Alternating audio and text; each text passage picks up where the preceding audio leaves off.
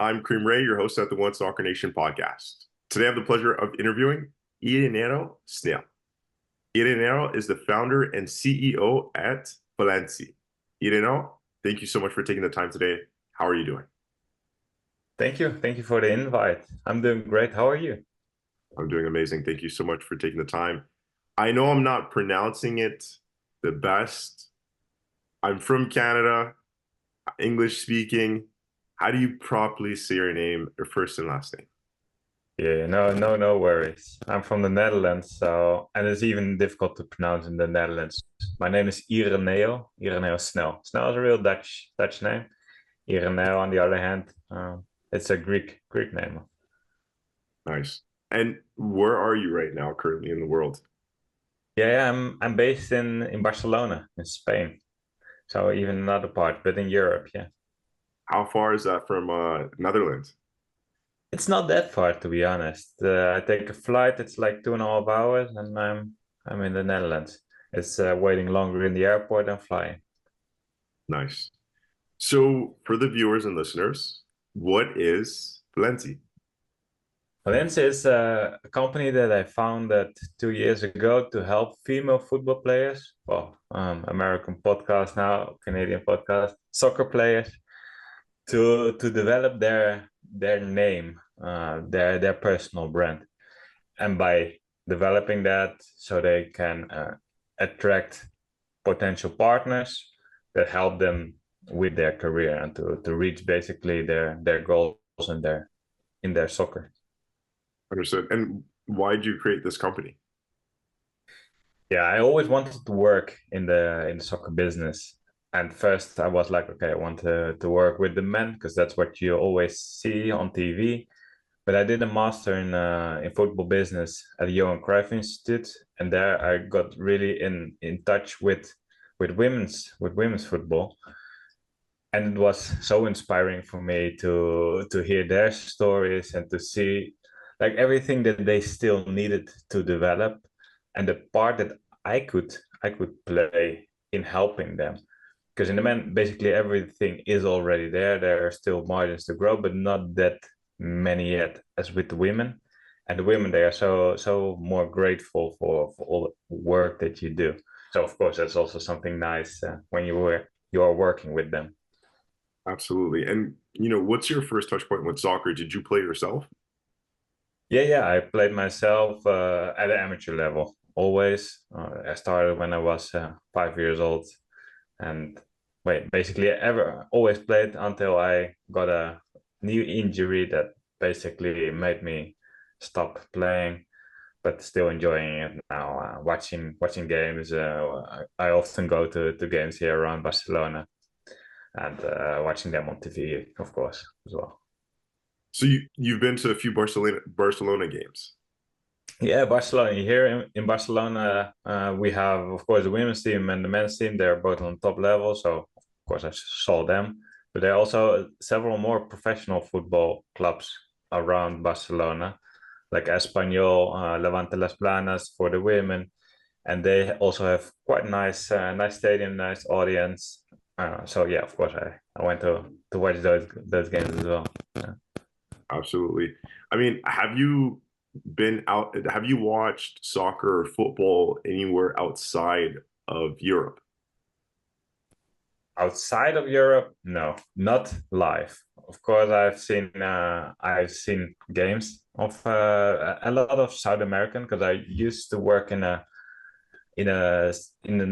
football agency in the men's side, and I was scouting in South America to bring players from South America to Europe.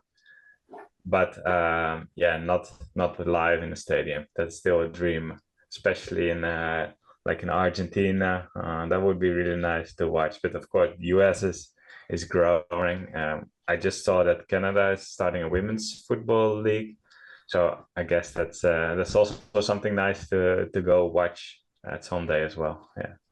Absolutely. So, I mean, you've had multiple experiences from playing on the soccer side to scouting and to starting your own company. Um, Throughout these different experiences, why did you choose to go more so the athlete branding and personal development marketing side. Yeah. I saw that there was a really big need for the women because in the end they still need a lot of investments, and of course you can always ask that to get more investment, but you also need to offer something in return. And a lot of players were not aware of how to do that. They wanted to do it, but they didn't know how to. And I thought, okay, hey, this is something that I can help them with. So that's why I decided to go in that area, mainly because of the need of the players and what I can offer to them. So what, you know, when players work with you guys, how do they even come across your platform? Usually we get in touch with them. We get in touch with them through Instagram mainly. We send them a message, and at least that's in at first. When you have reached several and you start working with some, then it's more because the player knows someone else, and then through these contacts, through these warm contacts, it's much easier to reach those players. So like that, I get in touch with them, and yeah, they decide to work with me or not. That's also fine for them. That's whatever works best for their career, because that's in the end what I want to do. I want to help them. I want to offer them something that can help them get more out of their career. And if they want it, I'm very happy to help them. Absolutely. I mean, I've checked out the website, very beautiful, clean website, very professional. You guys are currently working with some very high profile female footballers. Can you name and mention a few and how you've been able to help them? Well, we recently updated the website, so it's good to see that you like what we see. Um, And we don't have every player on the website yet. We're still a few that are coming. I cannot say yet, but one is playing for AC Milan, so that's even a more high profile player. But we try to help them in any way. But mainly now, first on their personal branding, how to set up their own brand, to say what is unique, what makes them unique, how to position themselves in the market, how to communicate. In the end, we're not a marketing agency that prepares all the content, and we also believe that should not be the way for players to do it, because then it takes away a little bit of the authenticity that players can have. And especially that authenticity is something that makes them even more valuable and makes them even more interesting for potential partners. And especially that last part, that those partners, that's also something new that we just started, helping these players find partners that fit their brand, with the same values, and also with, if these are products, these are products that they are basically already ambassadors of before they start working with them. Because they already, that means they already like the product, believe in the product, and use the product. Exactly. And some because the salaries are not that high. So sometimes there are also products that they really want to have, but well, they are too expensive to get yet. Like for example, the supplements. Supplements, they are very useful. They need them a lot, but they also quite expensive. So all the players, they are aware of the need that they need the supplements, but they can only afford maybe a few, not everything. So that's something that I'm, with every player, I'm focusing on, to find partners that can well, provide these supplements for them. And with that, yeah, that's something that I'm doing now with 5 players at one company, and that's working quite nicely. That they are happy. Amazing. I remember listening to one of your interviews, and you mentioned Sadio Mane and his brand and how he gives back to his community, and what you recently just mentioned, authenticity, being the best. The best way to be authentic is to be you, and um, that's how you could really build a very uh, consistent, clean, personal brand online. And Mhm. you kept bringing him up, bringing him up. And I really like that point that you mentioned because you can't keep up a fake image.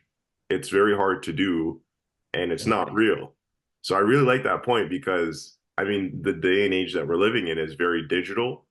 A lot of things can be edited and manipulated, and especially with AI.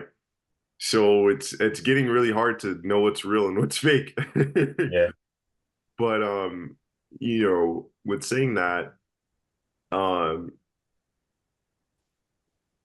like, can you just share a little bit of the process that you take players, or even before that, like when you get a new client as a player, what's the process you take them along their journey to helping them to represent them? Yeah. First, when we start to speak with them, we're doing like a kind of an intake to get to know them, to know what level they are at. Not necessarily football wise, because I don't really care that much if they're the best of the world or if they are one in one of the lower teams. It's more what they stand for as human. That's something that we talk about then at first, just to get a good idea of who they are, what level, what they basically already know, and then we start to educate them. We have an online program already set up as well for every player that they can follow with classes, but we also do it on an individual basis where we literally say, okay, or together with the player, find these core values that they have, the things that make them unique, and then yeah, position ourselves, help to find the audience to share their story, and then like mainly from a coaching perspective, telling them from what type of content would fit best to their personality, to their audience, and help them with that.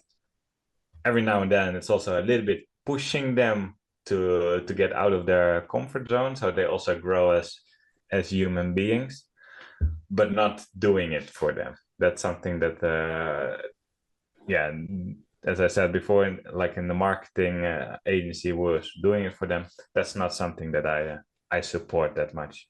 And yeah, eventually these partnerships that they will come back every time to find them to help them set up the campaigns with these partnerships, to also not become a billboard as a player, because you see some of the players, they have more commercials than normal posts on social media, and that's something that will affect their value as well. So we're gonna coach on that as well, and yeah, basically that. Yeah, understood. So, I mean, I really like the aspect of the coaching aspect because you're helping them understand your space while holding their hand through the process and basically helping them save time through the learning process because Mm. we're showing them exactly what they need to know in order to produce that result or get that partnership. And I really like the fact that you mentioned that you guys don't really do it for them. You show them how to do it and you allow them to do it themselves, which is very empowering. Um, Mhm.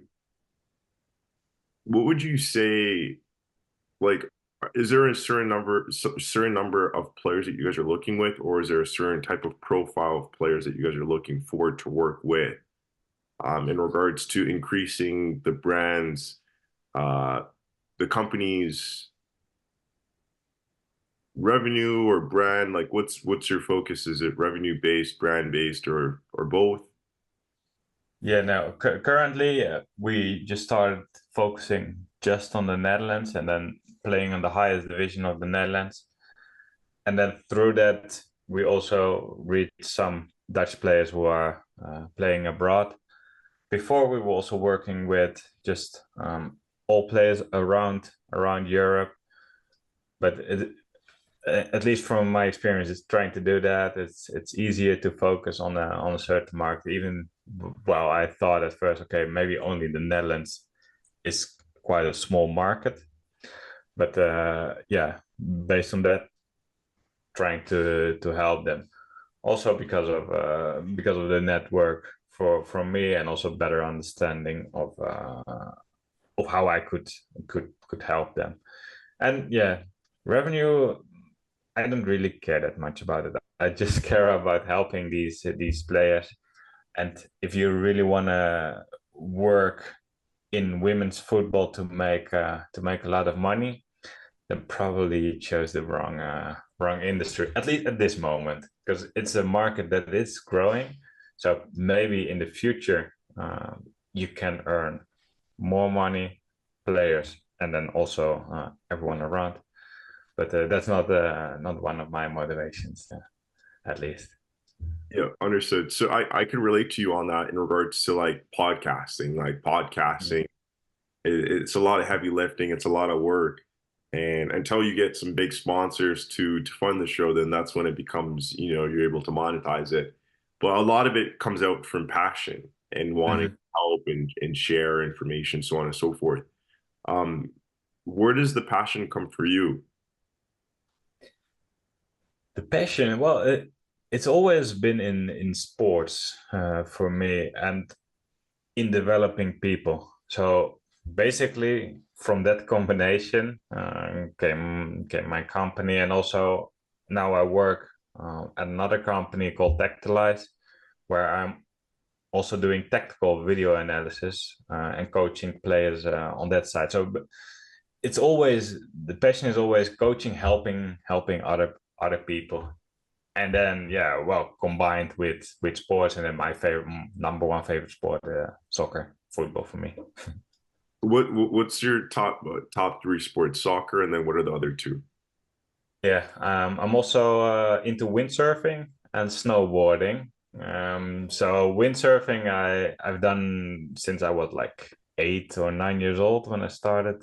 Learned it in a lake in Italy, and I even at that same lake, yeah, 10 years later, I started teaching windsurfing. So then again, back to education, teaching, coaching people. And also in snowboarding, I did it since I was like 12, and I've also my license in being a snowboard teacher. But that I did more for fun to do that on the side as well.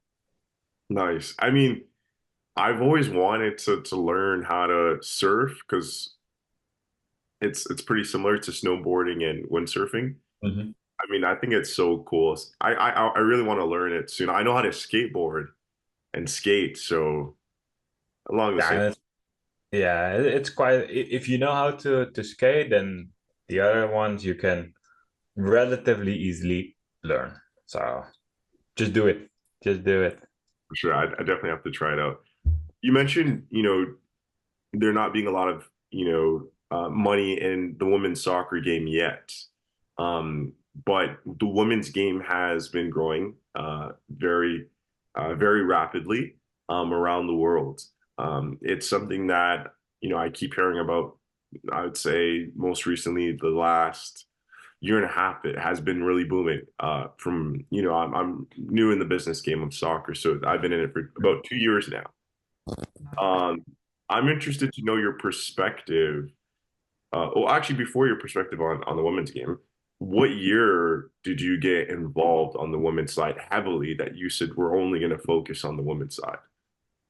Oh, when I started the business Valenze in 2022, that's when I decided to focus, yeah, only on the women's game.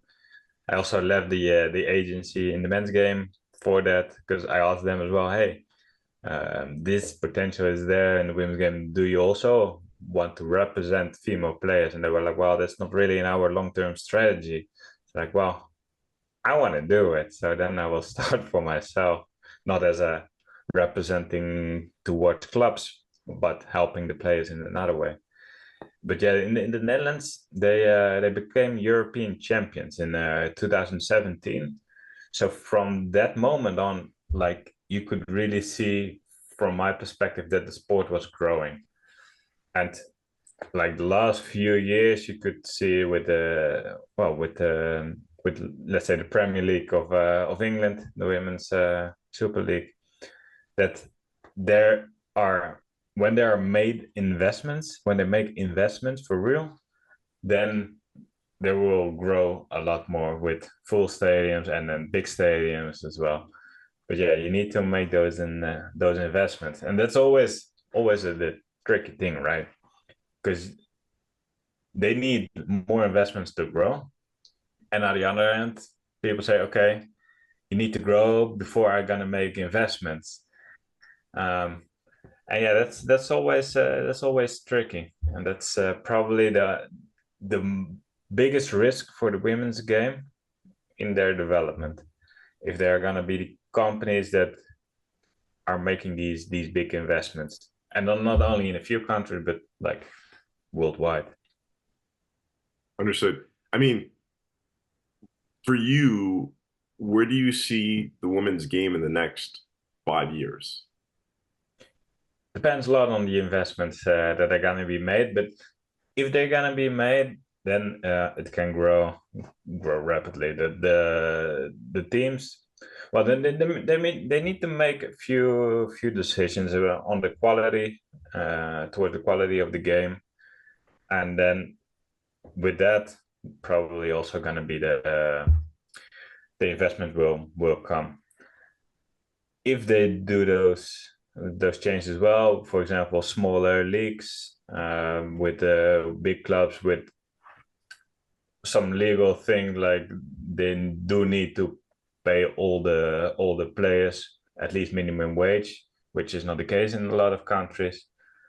Then you can really develop the level of the game, and then it gets even more interesting to watch. And then it will go like the men's game in potential. But you have to think as well, the women's game has been blocked, cancelled for 50 years. So if you look back at the men's game, like 50 years ago, like it was not the same speed as this right now. This is the development. This is the time that is taken. And the women's game is going so much faster in that sense. And maybe now they're still like 30 years behind, but then they should be 50 years behind, like with that block. So they are already going double the speed almost. Like in 5 years, they can get really close. Never at the same level because women have different physique than men. But I think even around the stadium could be better than the men's game. Because if I go to the women's game, there's a different atmosphere around the game. It's more friendly and more actually more enthusiastic. When I went to the Barca game of the men, there was more silence than I went to a game of the women. And the Barca men's game was in a stadium of 100,000, and the women they have like 6,000 attendance. So I think that also says something about the atmosphere there. So yeah, to your question, where do I see it? It depends on the investment, the choices that they're gonna make, also legal wise. But there's a big potential there for basically everyone.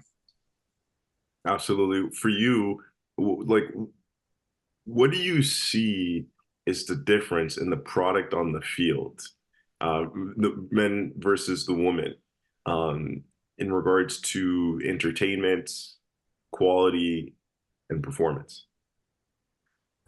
Well, entertainment, they're both nice to watch. They're both nice to watch. You just have to take into account that you cannot really compare both games, but as well the the effort that both teams put in the game, that's quite nice. And I think the women there are probably more tough than the men. I see a lot of the players in on the men's side. They're crying for a foul. They want a free kick for nothing. And the women, they're bleeding and they're still continuing because, hey, well, the ball is still in play. Let's say it like that. And with that, as a fan, that's something that I support. That's something that, oh, and then you gotta cheer even harder for your team, right? So that's something that I like more about the women's game. Yeah, the speed is a little bit lower, but yeah, that's normal. for sure. Um, One of the questions I'm looking at here on my list, I'm just looking at it, and it's just reminding me how women influence the game and the world differently than how men do, right? We both have different parts. But so for female athletes, they have a unique potential to influence society positively. How does Valencia empower these athletes to leverage their platform and create a lasting social impact? Yeah, the fun thing about the women, they have a really good influence on the youngest fans, the Generation Z. They are so connected to each other, and that Generation Z is also the one that is thinking most about the society, about equal rights, and that kind of stuff. And because of how these women communicate, these female players communicate, they influence basically the whole new generation. And there are also many reports about the direct influence on, well, on the commercial side, that the fans of the women's game, when they see a player post something, that they are like 60%, something is, it was something like that, more likely to buy the product than when a male player would do that. So also from that side, you can see immediately the influence that they have on the player. They have to on the audience. They have to use that well. So that's something that I try to help the players with as well. So they are aware of what they can achieve. And that's also the nice thing about the female players. They all have quite strong opinions about things in the society, and they really want to show that and share that with the world. We're working, for example, with one of the players on mental health. That's quite a big thing in the women's game as well. And she also wanted really to use her platform to share her opinion about it, how she dealt with, well, with mental struggles, also that openness. And I think by doing that, it's a big, yeah, big positive influence that they have on especially the younger generation that is a lot on social media, of course. Sure. Um, Social media is so big now. It's in our day-to-day lives. Um, and such a powerful tool that could be used to do good and to generate profits, um, generate customers, uh, create fans, build a community, however you want to use it. But besides that, I really want to ask you about the podcast because you do podcasting too, which is super cool. I got to see your podcast through, I don't know if I shared this with you, but I was on Instagram. Michaela and Malika, our podcast co-hosts, they had Marlo Sweetman on our podcast. And anybody they interview, I follow them. And I seen Marlo post another interview, and I'm like, okay, this is really good. Like, Marlo's doing another one. That's amazing. I clicked it, looked at the profile, and I love like the name of the podcast. Can you say the name of the podcast? Behind the name. I love that. I love the name. And I looked into it. I was like, no, we got to connect, and I got to, have you on our podcast and introduce Michaela and Malika to you to be on your podcast. So no, I mean, super grateful for you taking the time to have them on your podcast and for you to be on ours. For you, I could see the way the podcast can benefit your agency and how podcasting has benefited us. I mean, when you mentioned to your point in regards to how you start to get a few players and then those players introduced other players, it's that wildfire effect. And that's the same thing that podcasting has done for us. And again, I think you're heading down an amazing path that's going to produce a snowball effect that's going to continue to grow and grow. Um, and I've listened to your podcast, and it's honestly amazing. Again, I love the work that you're doing within the women's space, and you inspire us to continue to grow on the women's side for us as well. Um, And yeah, just super excited. With saying that, what benefits have you seen from podcasting yourself? Yeah, well, exactly what you say. And thank you for the nice words. But exactly what you said, it's the networking around it. It's it's the way how you saw that podcast of Marlo, but that's also something that other players see. And it's basically like that building a network within the women's game. We only focus on players, so all our episodes are with players, and most of them, when we first connect with them, we well, especially in the beginning, we didn't know them, and like half of them, yeah, almost half of them, they became even clients of us to work together with us. So that's really nice. You build a relationship with them, and it's one way to start building it is through a podcast, and then you get to really know them, and they appreciate what you do for them, and you can really share how you can help them as well, and other players see that, and then the snowball effect is exactly what you said. Yeah, 100%. And I was just even reflecting on like how many steps I just said, like in regards to how we got connected. And the online world is just so cool, and it can just make things move so much faster, and it has. Yeah. So, with saying that, do you guys see yourselves like